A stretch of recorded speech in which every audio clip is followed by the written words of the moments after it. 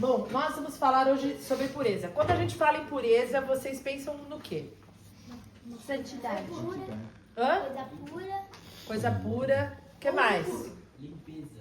Limpeza. E quando vocês pensam em pureza do jovem, vocês pensam no quê?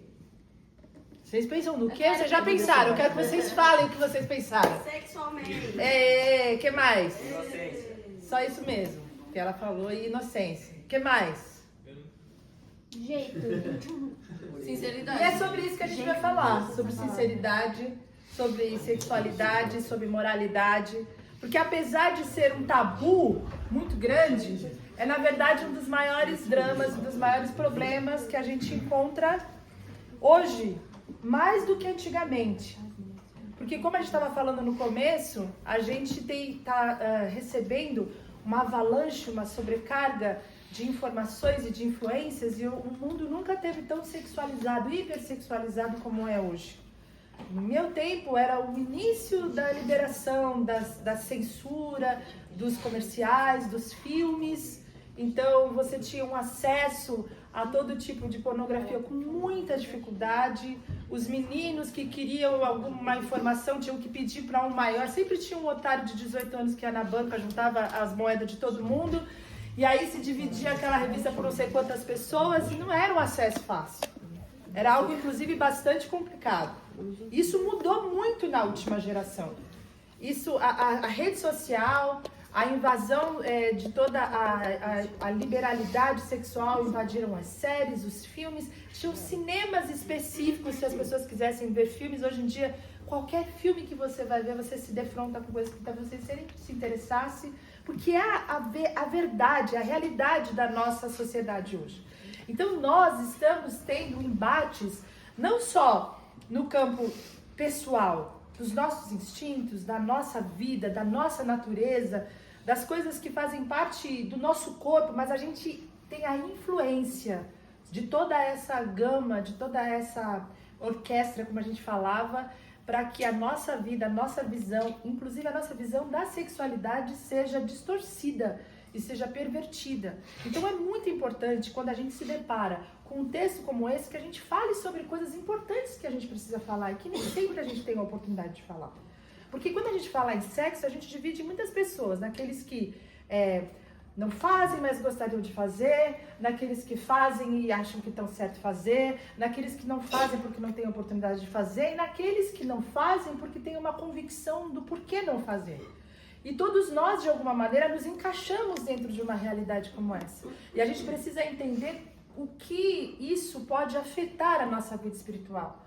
Porque, como a gente falou, a gente pode ter um contato com a palavra, a gente pode ter uma vivência com a palavra e pode ser que a gente não aceite a totalidade daquilo que a palavra de Deus fala para nós. Ou então a gente recebe, a gente compreende, mas a gente fala, até aqui estava indo tudo muito bem, mas aqui por diante esse negócio não é para mim, eu não acho que seja assim. E aí a gente faz como se fosse uma seletividade daquilo que a palavra fala para nós. E a palavra continua tendo o mesmo poder sobre a nossa necessidade de sermos exemplos no amor, como nós vimos, no nosso procedimento, na fé e também na pureza. Se você pensar, todas as coisas estão interligadas. Porque quando você não tem pureza, você deixou de ser um exemplo no seu procedimento.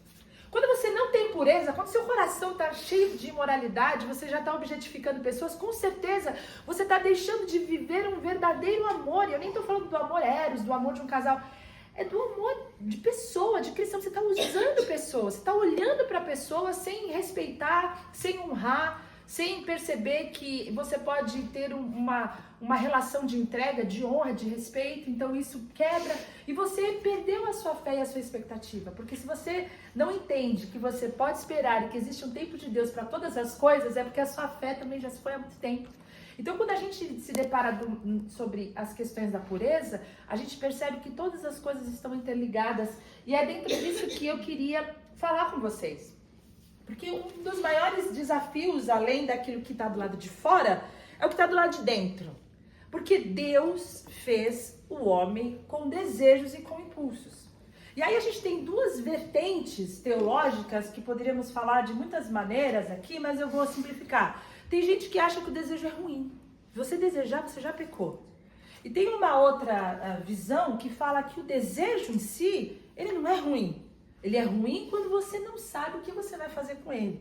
E nós entendemos pela palavra que existe um momento certo em que o desejo de fato ele é pecado.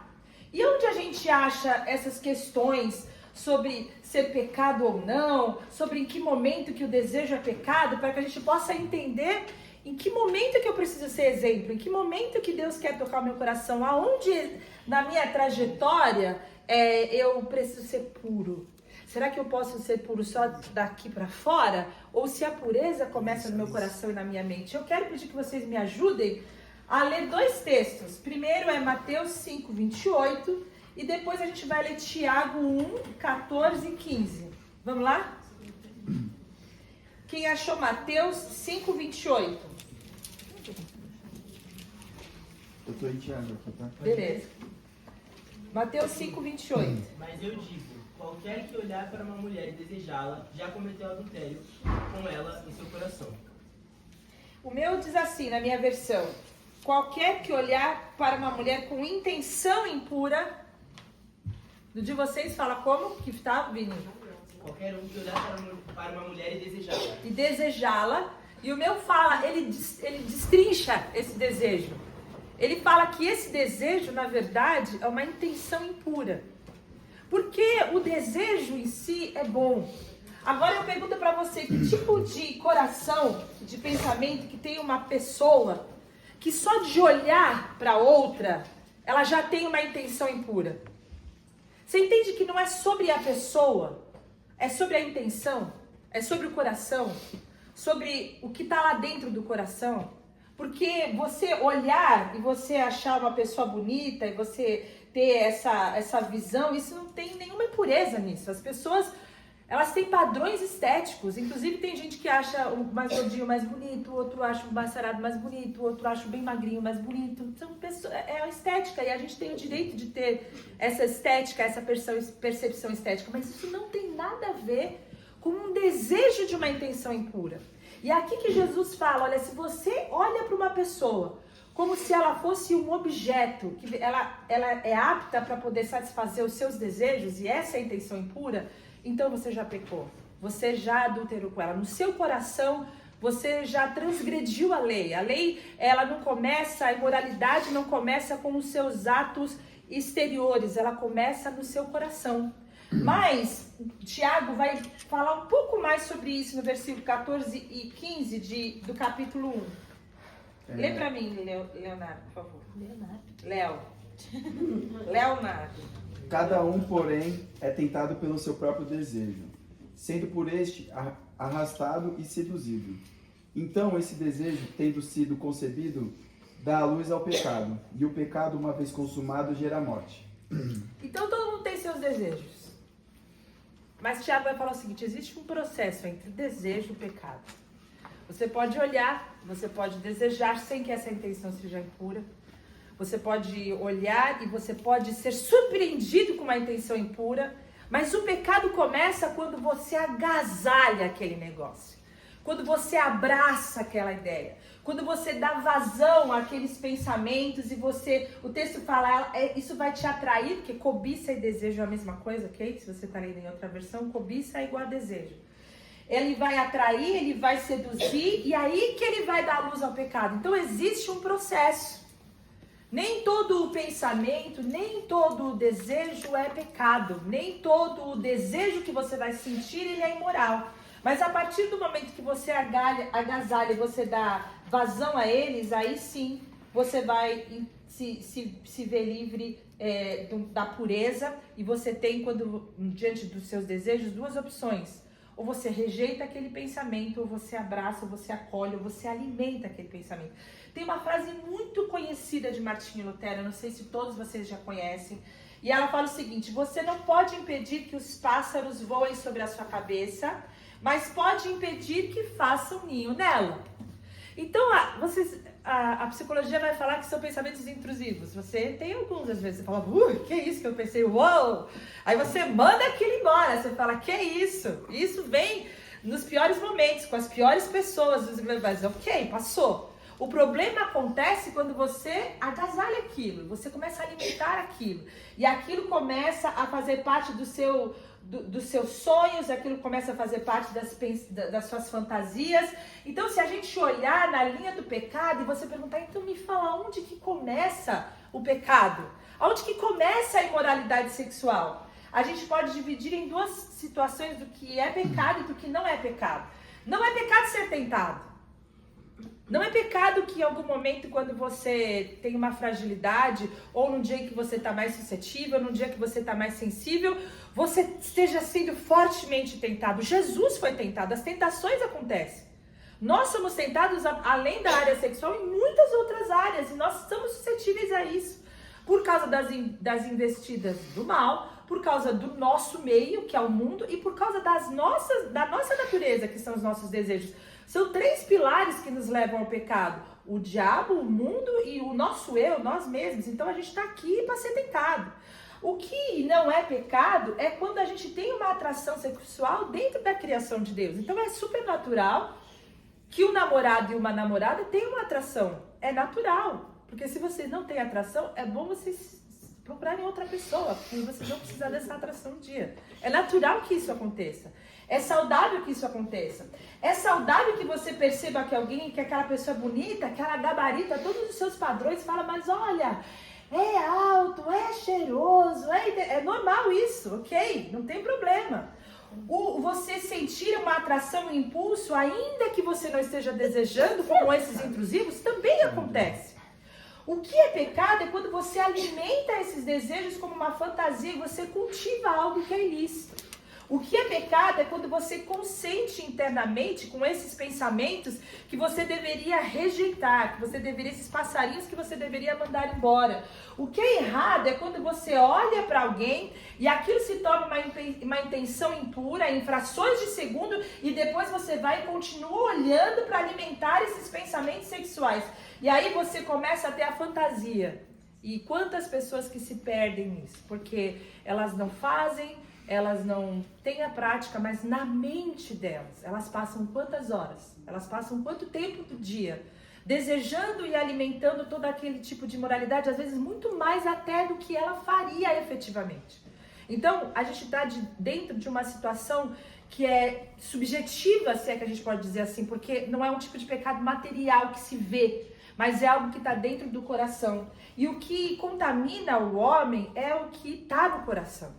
Não são as coisas que estão do lado de fora. Vocês se lembram dos primeiros versículos que a gente leu, que é do nosso coração que sai um monte de pecados? Antes da gente ter uma atitude, antes da gente ter uma intenção, antes da gente cometer algum tipo de imoralidade, ela já nasceu no nosso coração, já nasceu na nossa mente. Então, é lá dentro, é lá nesse primeiro passo que Deus quer agir. Porque o desejo só se torna pecado quando você começa a alimentar isso. Então, a gente tem essas situações e a gente precisa perguntar se você, o que você faz com o seu desejo? Se você consegue identificar esses momentos na sua vida e o que você faz com isso? Você rejeita, você leva os seus pensamentos cativos a Cristo? Você luta com essa tentação ou você abraça e você fala que isso é natural e você usa a sua imaginação e você usa a sua criatividade? Como que você tem agido, né, desse jeito? E a gente precisa sempre lembrar que a gente vai sofrer influências.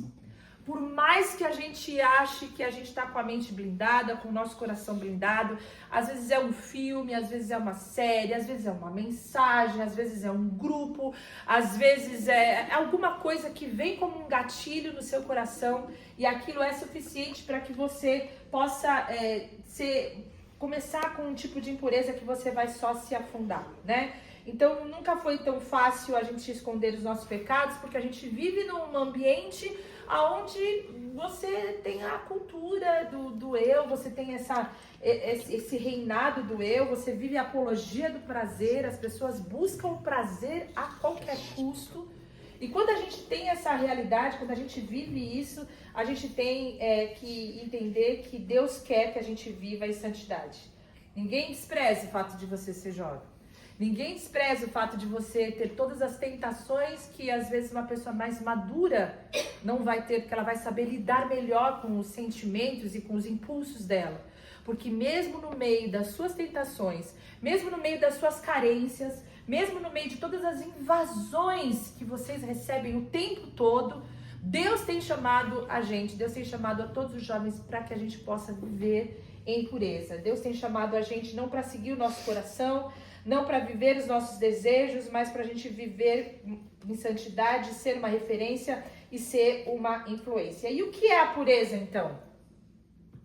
O que a gente pode dizer que é ser puro? Por que antigamente se celebrava a pureza e hoje, quando você ouve as músicas que tocam e os pancadões e os funks, há uma celebração da imoralidade como nunca houve antes? É tudo muito sujo e as mulheres que deveriam proteger as mulheres são as que dançam músicas que objetificam as mulheres. Eu não consigo compreender, eu sou muito velha, gente, eu não entendo esse mundo, não dá pra mim entender. A gente vive num ambiente onde as pessoas são tratadas, as mulheres são vistas e elas se sujeitam a ser como lixos, porque existem homens que deveriam honrá-las e cuidá-las e protegê-las, mas eles também estão usando essa inversão de papel, de que não é o que Deus quer para nós, para os jovens, para a nossa sociedade. E a gente vive uma sociedade pervertida. E então quando você diz que você quer ser puro e que você quer ser santo, aí você quer um ET. É você que está errado. É você que é maluco. É você que está andando na contramão. A gente está vivendo a liberação sexual. Você está querendo falar em santidade e pureza. Você não pode tolher os seus instintos. Você não pode... E essa é o mantra, né, do mundo. Mas a palavra Hagneia significa pureza moral. A palavra que Paulo usa para Timóteo aqui significa castidade. A palavra que Paulo usa aqui significa integridade interior, uma limpeza de coração, uma limpeza de comportamento. E não é só no aspecto sexual. Ele está falando que em todas as coisas nós devemos ser puros. A gente deve ser puro e puro também quer dizer honesto. A gente deve ser puro e puro também quer dizer transparente. A gente deve ser gente limpa. A gente deve permitir que o Espírito Santo de Deus, através da sua palavra, nos lave. E nós vamos ter os nossos olhos, a nossa mente, o nosso coração, os nossos desejos todos purificados, porque a pureza começa no nosso interior antes de aparecer no nosso exterior. E aquilo que nós falamos e que a tia Carol falou, que não é sobre apenas a gente ter uma lista do que a gente não vai fazer, mas a gente poder entender como que eu posso glorificar a Deus sendo uma pessoa que vive em pureza. Como que eu posso ter a minha mente, o meu coração purificados. E a gente cantava hoje de manhã, é coisa linda, vendo vocês cantarem que a gente só quer a Ti e nada mais importa. E a gente cantou: uma vez que eu coloquei os meus olhos em Ti, nada mais me satisfaz. É quando a máxima do seu desejo, a máxima da sua satisfação, aquilo que efetivamente te completa, te enche, te preenche, é a presença do Senhor, é o poder de Deus, é o amor de Deus. E aquilo é tão limpo e aquilo é tão puro, e as águas têm fluído na sua vida de uma maneira tal, correndo águas no seu coração, que toda a impureza que é natural, que é da humanidade, ela vai sendo lavada pela presença do Senhor. E para que a gente possa olhar uma pessoa, como nós temos feito nesses estudos, nesses dias, eu quero usar com vocês o exemplo de José. De José, o Josézinho do Egito. E aí eu quero que vocês me digam quem era José. Ele que tinha 12 irmãos. Sim. Não, 11 irmãos e uma irmã. Sim. Ele era favorito do pai, os irmãos tinham inveja dele, tacaram ele no poço. Ele foi vendido como escravo. Ele foi vendido como escravo pro Egito. Tinha quantos anos quando ele foi vendido? Uns 14. 17. E aí continuar. Por aí.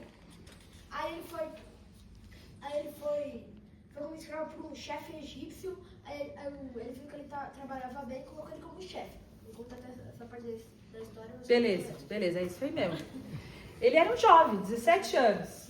Mas antes dele ser um jovem, ele sonhava, tinha sonhos. Ele era um menino que sonhava. Ele tinha uns sonhos assim bem cabulosos. Que tava Menino todo mundo risonho, todo mundo tava na sala, ele chegava e falava assim, então, gente, tudo bem. Primeiro que ele já era o preferido do pai dele. Vocês têm um irmão preferido? Quem tem um irmão preferido? Eu não tenho. Eu não tenho. Tadinha, ela acha que é a irmã dela preferida. Mas olha só, imagina que você tem. Ele era o preferido do pai. Ele era o preferido do pai. Todo mundo já tem um ranço do preferido, né? O do bife maior, não come que é do seu irmão, aquela parada que você já sabe. Aí o preferido entra na sala, na hora do almoço, e fala o seguinte, eu tive um sonho hoje. E o sonho era o seguinte, tipo, feixe de trigo, ele tava assim no alto, depois todos os outros eles se curvavam diante de mim. Tinha as estrelas. E o que ele queria dizer era o seguinte, olha, eu tava no alto e vocês todos estavam curvados diante da minha santa presença. Então os irmãos dele tinham um preferido, um maluco, de um orgulhoso que se achava superior a todos e tinha uma palavra profética para ele, que um dia ele ia ser maior que todos os irmãos, e o pai e a mãe também. Então os irmãos tinham uma bronca dele, e eles decidiram que iam matar ele. Essa é a história de José. Eles levaram José para acabar com a vida dele. Os irmãos bonzinhos pra caramba também, né? Tudo filho de Jacó. Então, olha como a Bíblia é de gente boa. A Bíblia é de gente boa, você entendeu? Os filhos de Jacó, vamos matar o irmãozinho. São as 12 tribos do povo de Deus. Esses são os 12 nomes mais honrados Vocês conseguem entender? Olha só como tem chance pra gente. Olha que coisa maravilhosa. São as 12 tribos, é isso aqui. Eu nunca vendi um irmão meu. Ficou por um triz, né? Jogou no fundo do poço. Então, olha só, eles desistiram. E aí venderam o irmão dele, que foi levado. E quem comprou foi o Potifar. Cara, era o chefe da guarda do rei, era top, era elite. E aí ele foi pra lá. E ele foi pra lá, e é muito interessante, porque você vai ler na história de José, e aí ela fala, e o Senhor era com ele. Aí você lê mais 2 versículos e fala, e o Senhor era com ele. E as coisas vão acontecendo na vida dele, e eu quero chegar exatamente nesse momento que o Caio parou, porque enquanto ele estava lá e ele foi comprado por Potifar, né, que era da guarda de Faraó, ele teve uma situação delicada, porque ele era jovem, ele era escravo, ele estava longe da família dele, ele estava sem supervisão, não tinha pai, não tinha mãe, não tinha ninguém. E aí o texto bíblico vai dizer, quem quer ler para mim Gênesis 39, 7 a 9? Vamos ler, vai. 7. Depois de certo tempo, a mulher de seu senhor começou a olhar para ele com desejo e o convidou. Deite-se comigo. Ele, porém, recusou-lhe e lhe disse, o senhor não se preocupa com coisa alguma da sua casa e deixou tudo o que tem aos meus cuidados. Ao 7 ou 9? Foi ao 9. Continua então, por favor. Não há ninguém nesta casa maior do que eu. Ele nada me negou, a não ser a senhora, porque é mulher dele. Como poderia eu, então, cometer algo tão perverso e pecar contra Deus? Beleza, esse já é o 12, né? Esse é o 9. É o 9? É o 9. Ah, beleza. Então é o seguinte, ele tinha Potifar tinha uma mulher safadinha, olhou pro menino e falou... E o texto fala que ele convida ela repetidamente. Ela convida ele. Então você vê um jovem num lugar de destaque. O texto fala, ele não me negou nada. Ele tinha autoridade ali naquela casa. A única coisa que ele falou, e agora a gente entende por que ele falou isso, né? Ele foi embora falando, sabe essa aqui? Então, toma cuidado com essa daqui. A única coisa que eu te peço é que você não deite com ela. Pois ele virou as costas e a mulher fez o quê? Insistiu, persistiu. Eu acho muito linda a resposta dele, porque em algum momento ele fala, olha, ele não me negou nada e tal, e eu tenho tudo aqui. Mas no final do texto ele fala o seguinte, como poderia eu, então, cometer algo tão perverso e pecar contra Deus? Na verdade, o que movia o coração de José não era só a autoridade que ele tinha, e o exercício que ele tinha natural do poder sobre a casa de Potifar, ele tinha um compromisso com Deus acima de todas as coisas. Era o compromisso que ele tinha com Deus, era o desejo que ele tinha de honrar a Deus, que fazia com que ele rejeitasse essas ofertas. Ele não fala, olha, eu vou perder meu emprego, olha, eu vou ser descoberto, olha, eu posso ser preso, eu vou perder a boquinha que eu sou escrava, a senhora não está entendendo, se eu perder essa boquinha, o que vai ser de mim? Não. Ele fala, eu vou pecar contra Deus. E apesar de todas as situações serem propícias e a gente acredita que ele era um jovem, ele deveria ter todos os impulsos dele, a gente vê em José 3 pilares, 3 situações que conseguiram, por causa da estrutura da vida dele, mantê-lo longe da imoralidade sexual. E o primeiro deles é esse que a gente leu, olha, eu não posso pecar contra Deus. E ele não perguntou, ele não ligou para o líder dele e falou assim, o que é o seguinte, a mulher tá aqui, eu quero saber o seguinte, se eu só entrar e só deitar, se eu der só os beijinhos, e se eu... Ele não queria negociar até onde ele podia ir com ela. Se eu mandar só umas mensagens de texto para ela na madrugada, só para dar uma esquentada. Mandar nudes. Uns nudes. O que é? Até onde? Ele não queria saber até onde. Ele tinha temor a Deus. E isso foi o que moveu. Ele não estava vivendo de regra. Ele sabia como que eu posso honrar a Deus, que foi o que nós falamos no começo. A segunda coisa é que ele estava sendo movido pela identidade dele. E essa é a maior crise da nossa juventude. É por isso que a gente tem falado isso, porque nós não sabemos quem nós somos. Quando a gente entende que a gente é geração eleita, quando a gente entende quem a gente é, quando a gente entende a nossa identidade em Deus, tudo isso é muito mais forte do que a tentação. Se o que José, que estava numa posição tão de destaque, tinha para perder, e a gente vai ver que ele perdeu muito, às vezes a gente olha para a nossa vida e fala, pô, mas eu não tenho nada a perder. Se eu entrar nessa parada aí, eu não tenho nada a perder. Mas você tem muito a perder. Porque você é filho de Deus. Porque você leva e carrega o nome do Senhor. Porque você está sendo chamado para ser exemplo e você é uma geração eleita que foi chamada para que outras pessoas, através da sua vida e da sua conduta, pudessem ser trazidas das trevas para a maravilhosa luz. Você tem um valor, você tem uma identidade e você tem um chamado. E essa crise de identidade, ela vai fazer com que a gente, quando não entende a nossa identidade em Deus, a gente vai buscar nos relacionamentos, a gente vai buscar na aprovação dos outros, a gente vai buscar nos nossos desejos, a gente vai buscar na nossa aparência, a gente vai buscar em outras coisas. Mas José estava sendo movido pelo seu chamado, ele sabia, ele teve um sonho. E sabe o que acontece? Foram 30 anos desde que ele foi um menino arrastado e levado escravo, até que um momento em que ele teve a autoridade total ali no Egito. É muito tempo, mas ele tinha fé, e ele teve um procedimento, e ele teve uma conduta. E na vida dele, ele pôde ouvir esse chamado de Deus e ser fiel a esse chamado de Deus. E qual foi a estratégia? Quem pode me dizer qual foi a estratégia de José? Correu, né? Correu! Fugiu, saiu correndo.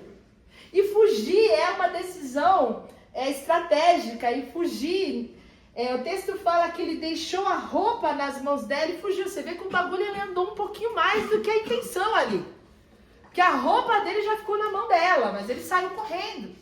E o texto, ele alerta a gente para algo que estava decidido muito antes do que aquele momento que foi o que a tia Carol falou. Talvez se ele já não soubesse quem ele era, se ele não tivesse consciência do chamado dele, ele não teria, naquele momento, poder de decisão. Mas se vocês se lembrarem, o que nós temos recebido ao longo desses dias, havia a necessidade da gente ter uma decisão muito antes do momento do risco, isso também aconteceu na vida do José. E esse detalhe é importante porque a gente entende que a gente também às vezes vai precisar fugir. A fuga de José não começou quando ele correu da casa, ela começou dentro do coração dele. E fugir é você ter as suas convicções definidas. É você saber o que você quer e o que você não quer. É você, assim como Daniel, que decidiu no seu coração não se contaminar, você decidir como que você quer viver a sua relação e as suas relações e você tratar com a imoralidade sexual. Vocês se lembram que a tia Carol falou que antes de haver Romanos 12, Daniel já estava vivendo Romanos 12, já estava vivendo essa transformação?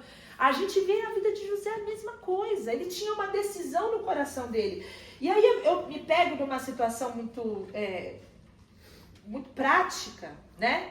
Porque quando a gente tem a busca desses limites, até onde a gente pode ir, isso é absolutamente muito comum, todos nós já passamos por esse questionamento, todos nós queremos saber qual é esse limite, até onde a gente pode ir. A gente está flertando muitas vezes com situações que a gente não vai poder concretizar. A gente quer ir até um lugar de risco e a gente vai viver uma intenção real, gerar uma intenção real que não vai ser de maneira nenhuma satisfeita. E o nome disso, na Bíblia, o nome disso, como nós tratamos, é defraudar outra pessoa. Você vai enganar outra pessoa. Você vai gerar nela uma expectativa sexual, de sensualidade, de flerte, que você não vai satisfazer. Porque no seu coração você já estabeleceu os seus critérios, mas você gosta de brincar. É super divertido. É muito legal ver que todo mundo te quer, que todo mundo te gosta, que você tem uma lábia boa, que você... E isso é falta de amor. Isso é falta de chamado, isso é falta de decisão. E principalmente isso é uma atitude onde você não está fugindo, mas você está se expondo. Quando você entende que você precisa fugir, você vai entender que você está renunciando a algo legítimo por algo muito maior. Você está abrindo mão de algo muito maior. E por que eu falo isso? Porque às vezes as pessoas pensam assim: ah, é o amor da minha vida, né? Se eu fizer isso agora, eu vou perder o amor da minha vida. Isso é a coisa mais importante do mundo para mim. E eu falo de coisas que eu já ouvi ao longo desses anos. De meninas, de meninos que não se posicionam porque eles vão perder o amor da vida deles se eles agirem dessa maneira. E eu entendo que isso seja extremamente valioso. Mas se você olhar para José, ele não perdeu só a capa.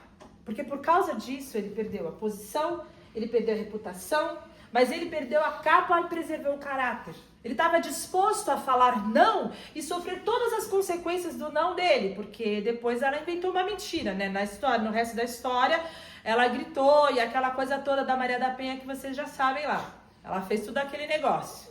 E aí o que acontece com ele? Ele vai preso, mas lá na prisão o texto fala que Deus era com ele. Depois você vai terminar de ler a história de José. E você vai entender que ele era um cara que não foi covarde a fugir. Ele foi corajoso a fugir, ele foi sábio espiritual. Porque existem muitas batalhas que a gente não deve enfrentar. Existem muitas pessoas que a gente deve entender como um grande perigo na nossa vida. A gente, quando escolhe a pureza, a gente às vezes tem dificuldade de resistir e renunciar a coisas poderosas. Eu vou dizer para você uma coisa com muito amor. Se você não estiver disposto a renunciar uma pessoa, a renunciar uma situação, a renunciar o pecado, e você abraçar esse pecado, você dizer não para Deus, esse pecado, essa situação, essa imoralidade é um Deus para você. Porque fala muito mais alto no seu coração do que Deus. Você prefere renunciar à vontade de Deus do que você renunciar o seu desejo e as suas possibilidades e as suas oportunidades. Então isso é que te move, é isso que te dá prazer, é nisso que está a sua segurança, é nisso que está a sua alegria, é nisso que está a sua paz e é nisso que está a sua esperança. E a palavra de Deus fala que ninguém pode servir dois senhores. Ou você vai servir um e você vai renunciar outro, ou você vai renunciar outro e você vai servir um e você vai... Se você escolheu pecar, você já fez a sua escolha contra Deus. E isso é muito sério. E quando a gente entende essa nossa situação, a gente entende que fugir é colocar os desejos nos lugares corretos. Não é todo desejo que é pecado, mas existem desejos que não podem governar a nossa vida. A gente não sabe se José sentiu atração. A gente só sabe que a roupa dele ficou bem na mão da mulher de Potifar. Isso a gente sabe, está escrito lá. Mas a gente sabe que no meio do vucu-vucu ele saiu correndo. E a gente sabe que ele tinha convicções e ele não pecou porque ele tinha no coração um desejo de não pecar contra Deus, de honrar a Deus, de proteger a sua identidade. Ele era um homem segundo o coração de Deus e ele fala: como cometeria eu tamanha maldade e pecaria contra Deus? Então, muitas vezes fugir é entender que o caráter vai valer mais do que uma oportunidade. Ele vai perder a oportunidade, mas ele não vai perder o caráter. E como que a gente poderia traduzir o fugir hoje? Como que a gente foge hoje? Ideias. Como que a gente pode fugir hoje? Não estar em lugares com situação de risco, que a gente falou. Lugares de situação de risco. Rodinha de conversa, né? Tem umas meia dúzia lá que você já sabe do que eles estão falando, né? Você chega lá, você já sabe do que eles estão falando. Você já sabe. O que mais, gente? Vamos lá. Como a gente pode fugir? Não alimentar fantasias. A gente pode fugir se afastando fisicamente do namorado e da namorada por um determinado tempo. A gente pode fugir deixando de fantasiar com as pessoas que a gente tem fantasiado. A gente pode abrir mão disso. Você sabe que se você tem um vício disso, vai ser um processo muito longo porque você já viciou o seu pensamento. E quando a gente fala de pornografia, que a gente não vai falar disso hoje, mas a gente pode falar numa outra oportunidade, os vícios, as interações, os reflexos no corpo são absurdos. Então, até que você seja absolutamente limpo, você vai ter um processo de muita busca de Deus, porque é um vício que destrói a vida da pessoa, a família da pessoa, a mente da pessoa. É um pecado que você carrega silenciosamente, e eu já vi casamentos sendo destruídos por causa disso. Então, você brinca no começo achando que você deve fazer isso porque você é solteiro, né? E o solteiro vai fazer o quê? O que o pobre do solteiro vai fazer? O pobre do solteiro quer servir o Senhor, ele não pode pecar. Só que aí você está tão viciado que você casa, mas você já está viciado. Então a gente entende que há necessidade da nossa mente, do nosso corpo ser limpo, e às vezes a gente tem que fugir das questões que são pessoais, daquilo que nos prende, e não é nada que vai fazer com que você tenha facilidade. Vai ser difícil, mas você vai poder viver essa verdade, que é a verdade de Deus e o chamado de Deus para as nossas vidas. Então o chamado de Deus para nós, quando a gente volta para 1 Timóteo 4,12, é que a gente seja exemplo. No mundo que normaliza a impureza, Deus nos chama para a gente ser exemplo. E eu quero, eu vou voltar aqui depois, tá bom? Eu quero terminar com vocês no Manual da Pureza. Beleza? Vocês gostam de 5 pontos? Eu vou dar 5 pontos para vocês de lição de casa, tá bom? Vamos abrir então em Salmo 119? A gente vai ler o 9, a gente vai ler o 10, a gente vai ler o 11, o 14 e o 15. É devagar. Se você Vou ficar devagar. correndo, não vai dar nem pra... Mas o jogo vai começar? Não. Interessa, não interessa. Beleza. Você tem que... É sério, você fala muito rápido às vezes. Ó, vocês querem ir lá pra casa de vocês? Uma semaninha, né? O Manual da Pureza. Quem vai ler pra mim o versículo 9? Como pode o jovem manter puro o seu caminho, vivendo de acordo com a tua palavra? Como pode, então, diante dessas informações todas, como pode o jovem manter puro o seu caminho? Não é uma boa pergunta pra gente fazer? Correndo. Não é? Correndo. Como que eu posso fugir usando os versículos de Salmo 119? Como pode o jovem manter puro o seu caminho? Prevenindo. Como pode? Prevenindo. E a gente vai ler alguns versículos orando. A gente precisa entender como que eu vou fazer esse negócio. Porque beleza, então eu jogo a bomba e vou embora. Agora vocês se viram aí. Não, tem que ser prático o negócio. A gente está afundado, a mente está afundada, a gente já está vivendo isso. A gente bebe das águas da imoralidade sexual todos os dias, não importa a idade. A gente chega na vida da gente isso muito cedo. A gente acostuma com isso, a gente acostuma com a imoralidade. Não é nem imoralidade. A gente usa essa palavra, a gente nem gosta disso, porque é normal. A gente devia falar normalidade sexual, nem devia falar imoralidade, mas é como a Bíblia chama. A Bíblia fala que isso é imoral. E a conduta do mundo, a evolução sexual não é crivo de moralidade. O nosso crivo, o nosso código de conduta, de fé, é a palavra de Deus. E aí a gente chega diante de Salmo 19 e a Natália leu que a primeira coisa que a gente pode fazer para manter puro o nosso caminho, primeira coisa, é observar a palavra de Deus. A primeira coisa que a gente precisa fazer na nossa vida é entender que a Bíblia é fundamento, não é complemento. Que a Bíblia não é uma caixinha de promessas. Quem já viu uma caixinha de promessas? Nossa, gente, eu tô muito velha. Olha, antigamente, no meu tempo, quando eu era pequena, você já viu? Ah, obrigada, Senhor, que já tem 2 filhos de gente velha aqui, crente, que já viram uma caixinha de promessas. Tinha uma caixinha que tinha micropapeizinhos, assim, muito pequenininhos. Cartomancia evangélica. Tirava aqueles versículos e ele falava assim. Era tudo coloridinho. Tudo Isso! Hoje. Aí você fala, Só promessas. Você ia fazer um estudo bíblico? Que estudo bíblico que é? Eu ia abrir a minha caixinha de promessas. Eu ia falar as coisas maravilhosas que Deus ia fazer na minha vida ali. E aí essa vida seletiva é muito ruim, né? É muito ruim isso. Porque, na verdade, a palavra de Deus nos chama o tempo todo, quando você estuda, quando você lê, há uma vida de obediência. E a gente não gosta de obedecer, a gente gosta de transgredir. Transgredir é muito mais legal do que obedecer. Fazer as coisas, falou que não pode, meu Deus do céu, você estava passando direto, tem 3 bancos brancos e tem um escrito assim, não toque. Em qual deles você quer tocar? Óbvio! Alguém conta um segredo e fala assim, não conta pra ninguém. Você não vai conseguir dormir enquanto não contar pelo menos pra uma pessoa. Porque é da natureza humana a transgressão. E Deus nos chama para obedecer. Então a primeira coisa, se eu quero manter puro o meu caminho, eu tenho que olhar a palavra de Deus como fundamento, como o manual do fabricante.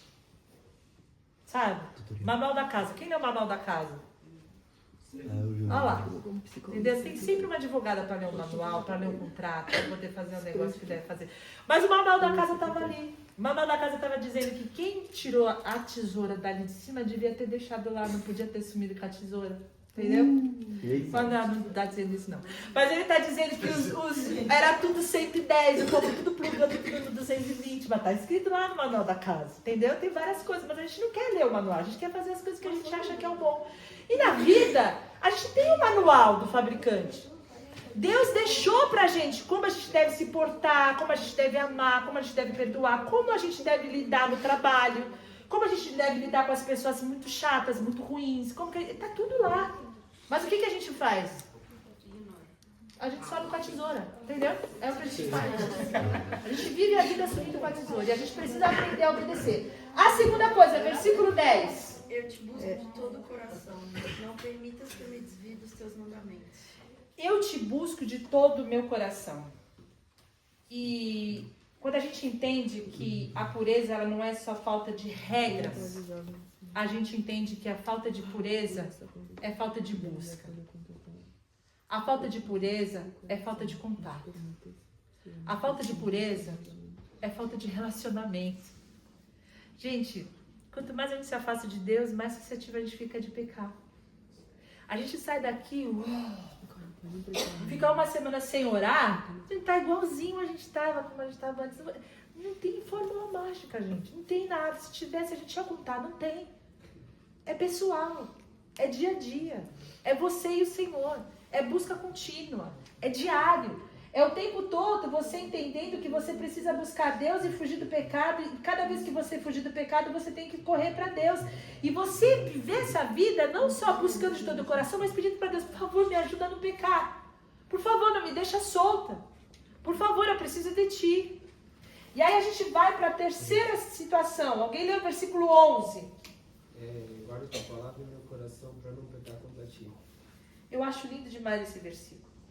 Porque a palavra não é só a Bíblia. A palavra é a verdade. Às vezes pode ser que você não saiba os versículos inteiros, mas você sabe qual é a verdade que está contida ali naquele livro. Pode ser que, e eu acredito que não, que José não tinha uma Bíblia lá no palácio do Egito. Porque ele foi escravo, ele foi sem nada. Ele não tinha um acesso como a gente tem hoje.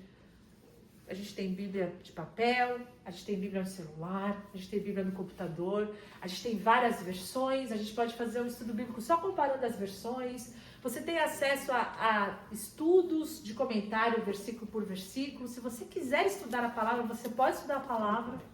Mas ele tinha a palavra de Deus guardada no coração. E o salmista fala, você precisa guardar a palavra no coração para não pecar contra Deus.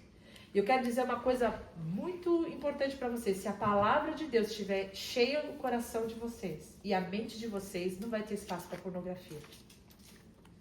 Se a palavra do Senhor estiver cheia o coração de vocês e enchendo a mente de vocês, vocês não vão ter tempo para ficar flertando e para ficar falando besteira na internet.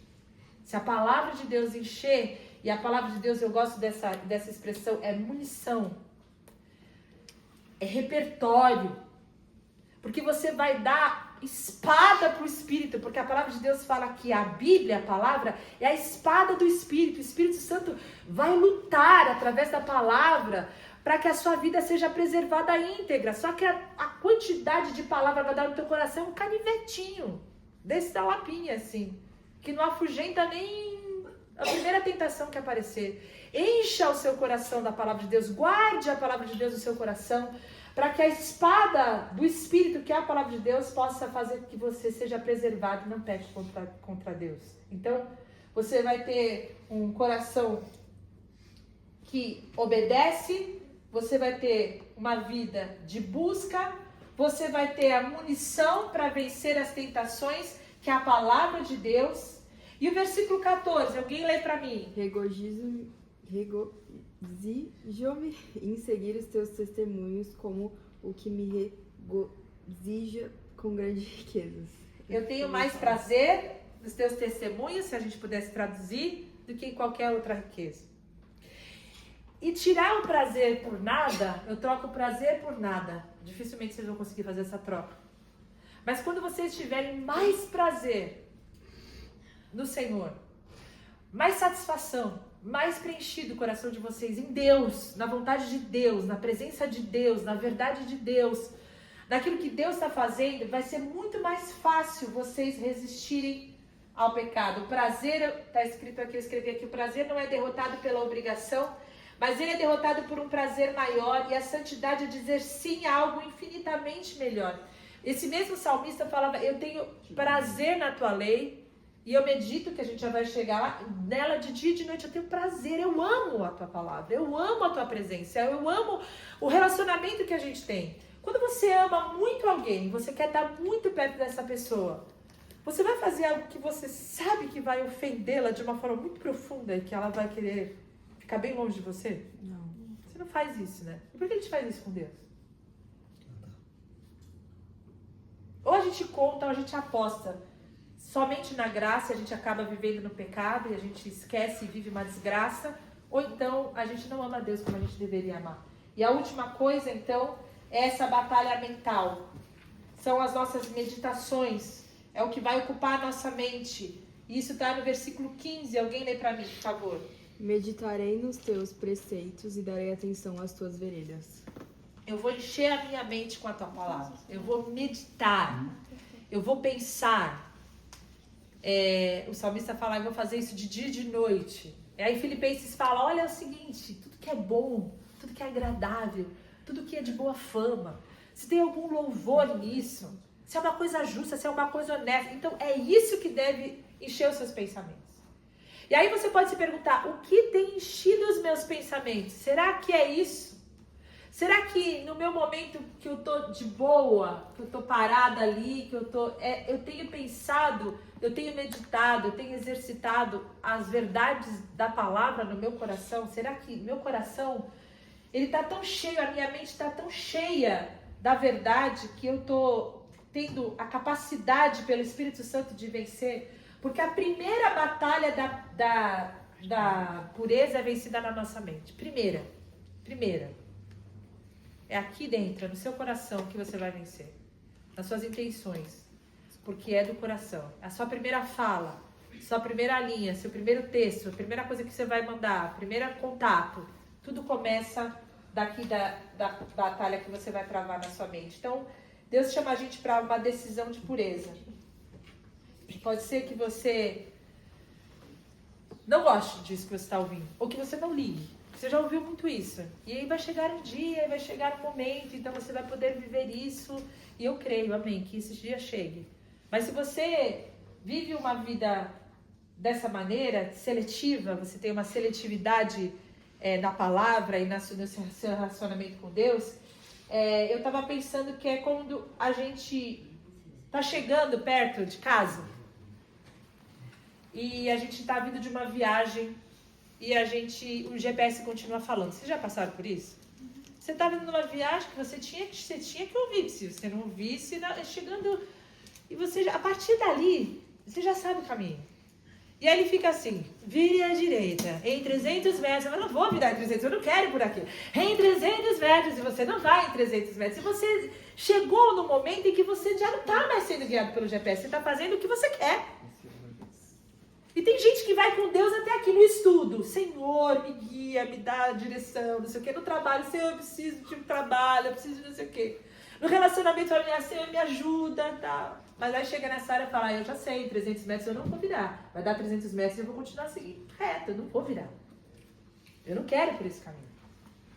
E a gente vive uma vida onde a gente não consulta ao Senhor, a gente só consulta ao Senhor quando é interessante para nós, quando a gente está com problema, quando alguém está doente, quando a gente precisa de uma ajuda, aí a gente busca Deus. Mas aí na hora de Deus ser o nosso Senhor, da gente ter obediência, aí a gente já não rola, porque a gente sabe o que é melhor pra gente. E a mesma coisa é quando a gente tem uma casa. Casa de Airbnb tem muitas dessas coisas. Que você pega a chave e aí você fala, olha, a casa tá toda pra você, você pode usar, tá tudo assim, tal. Aí tem uma porta que você vai lá e tá fechada. E na nossa vida às vezes é assim. A gente fala pra Deus que tudo na nossa vida, que a gente quer que Ele entre na nossa vida, entra na minha casa. E aí tem uma parte da minha vida aqui que esse cômodo aqui não. Mas tá sujo. Jesus quer entrar, Jesus quer limpar. Jesus quer deixar habitável, ele quer que fique tudo lindo, limpinho. Não, às vezes aqui tem uma bagunça aqui, eu vou arrumar primeiro, depois o Senhor entra. E a gente vai guardando pedaços da nossa vida em que a gente não permite que Deus entre, onde a gente não permite que Deus haja, e a gente precisa entender a nossa identidade. E eu vou terminar com um texto que está em 1 Coríntios, e eu vou ler para vocês. 1 Coríntios 12, 13 e 18 e 20, que fala o seguinte: tudo me é permitido, mas em tudo me convém. Tudo me é permitido, mas eu não deixarei que nada me domine. E cuidado se você pensa que você está no domínio da situação, tá bom? Porque muito provavelmente você não está. Os alimentos são para o estômago e o estômago para os alimentos, mas Deus destruirá ambos. O corpo, porém, não é para a imoralidade sexual, mas o corpo é para o Senhor e o Senhor para o corpo. O nosso corpo pertence ao Senhor. O nosso corpo não é para a gente fazer o que a gente quer fazer. Fujam da imoralidade sexual. Todos os pecados que alguém comete são cometidos fora do corpo, mas quem comete imoralidade sexual peca contra o próprio corpo. Acaso vocês não sabem que o corpo de vocês é templo do Espírito Santo, que está em vocês, o qual receberam de Deus? Vocês não são de vocês mesmos, vocês foram comprados por um preço, portanto, glorifiquem a Deus com o corpo de vocês. Então, a palavra nos chama para glorificar a Deus. É mais um comando positivo. Não é não façam, não façam, não façam, não façam, tchau. Não, vocês têm um chamado. Para que através do seu corpo você possa glorificar a Deus. Então Deus nos chama para glorificar o nome dele.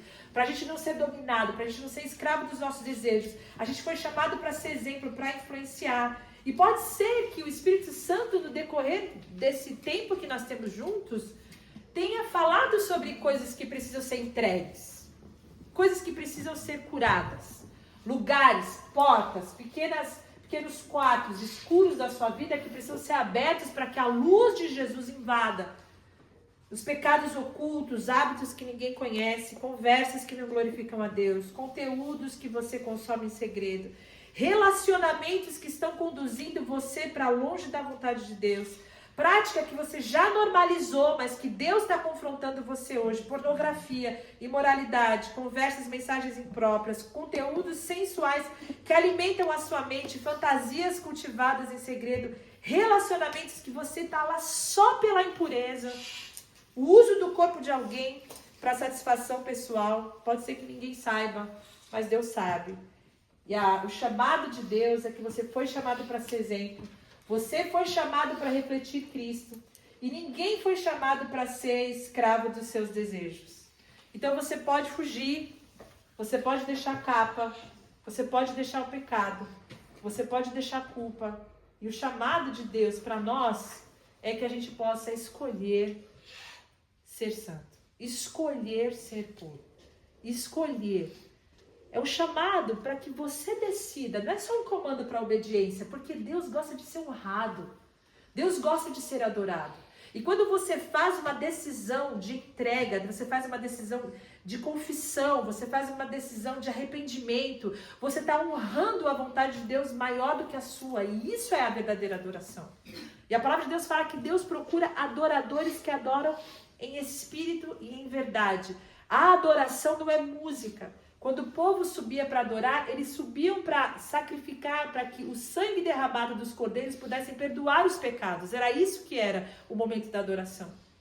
E esse momento é um momento de arrependimento, momento de limpeza, momento de lavagem. Deus procura pessoas que estejam dispostas, que queiram, que desejam responder ao chamado para serem limpas. Limpas pela palavra, limpas pelo Espírito Santo, limpas por essa decisão de fazer a vontade de Deus. Vai ser fácil? Não vai ser fácil. Ninguém falou para vocês que ia ser fácil. Ninguém falou que ia ser fácil amar. Ninguém falou que ia ser fácil perdoar. Ninguém falou que ia ser fácil você ter um bom procedimento. Ninguém falou para você que ia ser fácil ter fé. E nós vamos viver várias crises de fé ao longo da nossa caminhada com o Senhor. E também ninguém está falando para vocês que vai ser fácil vocês serem puros. Mas Deus nos capacita pelo seu Espírito a sermos as pessoas que querem dizer sim para Jesus. Nós não vamos conseguir sozinhos, mas quando Deus usa a nossa vontade, Deus usa o nosso coração disponível na mão dele, a gente vai ser referência da glória de Deus aonde quer que a gente esteja.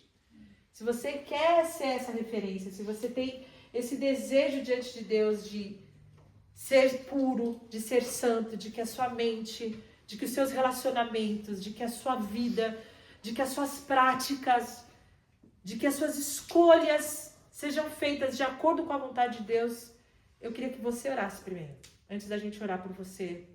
Que você se colocasse diante de Deus, que você colocasse as coisas do seu coração nessa área específica da imoralidade sexual que tem corroborado, tem contribuído para afastar você de Deus. Você se sente envergonhado, você se sente sujo, você se sente errado, você sabe que não é assim. E Deus está chamando a gente numa tarde, numa noite como essa, porque Ele quer nos limpar e Ele quer nos capacitar. Você só vai fazer isso se você guardar os mandamentos, se você meditar na palavra, se você encher o seu coração da palavra e se você vencer as batalhas da mente com uma decisão de responder ao seu chamado. A gente vai caminhar junto nisso, mas eu quero que você coloque a sua vida, o seu coração diante de Deus, os seus relacionamentos, os seus casos, os seus ficantes, os seus peguetes, as pessoas que estão na sua lista de contato, as pessoas que têm sido uma tentação para você, que têm afastado você de Deus, que fazem com que você se odeie. Coloque isso diante de Deus, que Deus quer nos limpar, Deus quer nos lavar, que Deus tem o poder de nos transformar santos e puros por louvor da sua glória. É só Ele que pode fazer isso. Vamos orar.